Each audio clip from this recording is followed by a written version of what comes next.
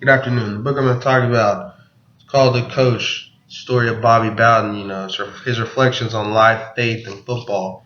I believe that this book right here is a testament to who he was as a person. Not as the coach, Bobby Bowden, but as Bobby Bowden, the person, the man, the family man.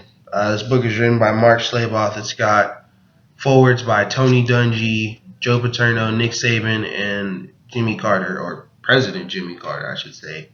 There's a quote from this book at the very beginning that stuck out to me as to who he was as a person.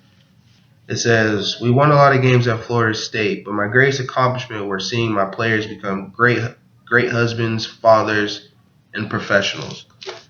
Those three things is what he lived for. He didn't care about the football aspect of his life, although it was a big part of it. The biggest part about it was developing young men, which is where this relates to the teaks and the social development part.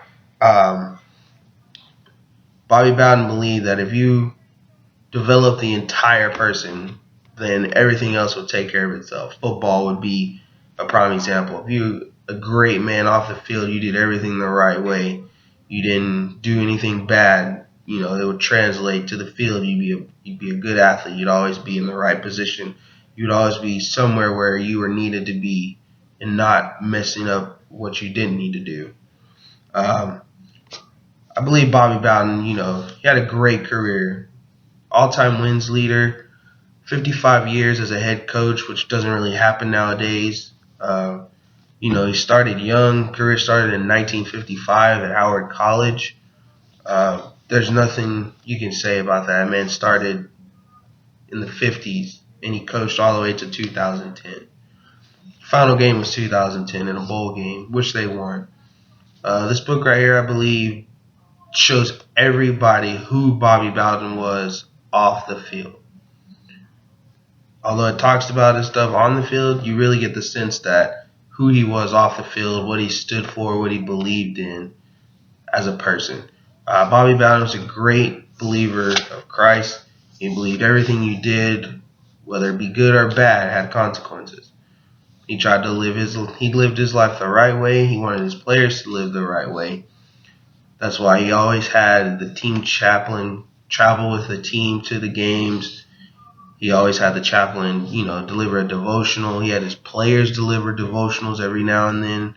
He had everyone be involved. He didn't force anything on them. He just presented it to them and talked to them about it. He figured this would be the best way to get my team to understand that you have to be a great man, not just a great football player or a great individual, but you have to be a great man on a great team. Bobby Bowden believed, that you do everything the right way, everything will be good. He always worked with young kids. He worked with the FCA organizations around Tallahassee. He worked with everyone, even his coaches. He wanted his coaches to do everything the right way. He held his coaches to a higher standard than his players, which not a lot of coaches do. They hold their players to a high standard, and they hold their coaches to the same standard, maybe a little bit higher. Bobby Bowden held his coaches to the highest standard possible, even higher than himself. He wanted his coaches to be the best men they could be, because he felt that if his coaches were the best that they could be, then his players were going to be the best that they could be. There's nothing else you could say about that. This book, there's another thing I want to show you. This is back here on the back is a photo. His last game, his players are carrying him off the field in his last game. That just shows you how his players felt about him. They loved him. They wanted him to be there forever, but it just didn't happen. This book is really well written. It's a good read. I highly recommend people read it. You will not regret reading this book. If you don't get anything from this book about Bobby Bowden, you will understand that he is the biggest family man out there. Bobby Bowden has 4 sons. They all coached. He didn't make them coach or tell them to coach. They wanted to follow in their father's footsteps. Just because of the man he is and the man that they knew him to be.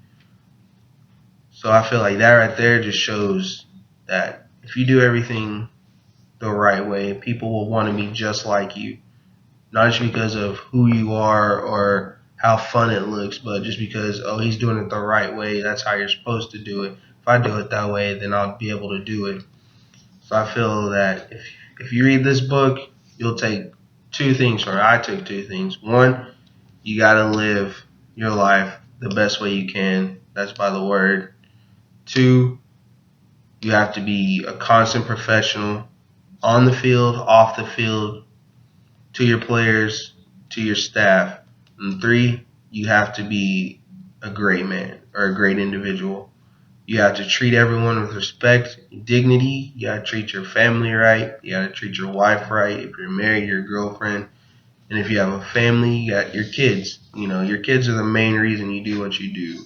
You got to be able to lead your kids on the right path and do your best to make sure that they don't stray away.